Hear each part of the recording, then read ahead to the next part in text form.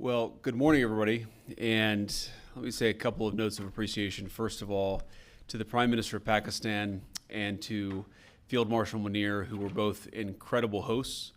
And whatever shortcomings in the negotiation, it wasn't because of the Pakistanis, who did an amazing job and really tried to help us and the Iranians bridge the gap and get to a deal.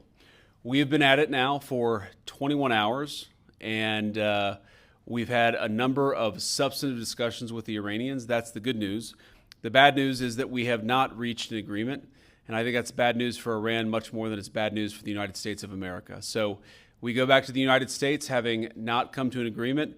We've made very clear what our red lines are, what things we're willing to accommodate them on, and what things we're not willing to accommodate them on. And we've made that as clear as we possibly could, and they have chosen not to accept our terms. Questions? Sir, Nick Robertson from CNN. Precisely what have they rejected here? Can you help us understand it a little bit? Well, I won't go into all the details because I don't want to negotiate in public after we've negotiated for 21 hours in private. But the simple fact is that we need to see an affirmative commitment that they will not seek a nuclear weapon, and they will not seek the tools that would enable them to quickly achieve a nuclear weapon. That is the core goal of the President of the United States, and that's what we've tried to achieve through these negotiations. Again, their nuclear program, such as it is, the enrichment facilities that they had before, they've been destroyed.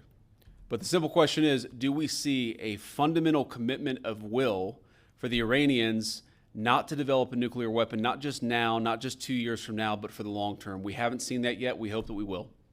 Jen. Was there a framework on anything? And also, did the Iranian frozen assets come up? And did you reach any conclusions on those frozen assets? We talked about all those issues, Jen, and we talked about a number of issues beyond that. And so certainly those things came up. But again, we just could not get to a situation where the Iranians were willing to accept our terms. I think that we were quite flexible. We were quite accommodating. The president told us, you need to come here in good faith and make your best effort to get a deal.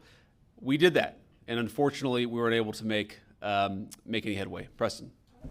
Mr. Vice President, how often did you communicate with President Trump throughout the negotiations? There were reports that there were multiple rounds, where there were breaks in between negotiations. How often did you communicate with the president throughout those rounds, and what was he saying as you were going through these negotiations that you said fell short? Yeah, obviously we were talking to the president consistently. I don't know how many times we talked to him, a half dozen times, a dozen times over the past 21 hours.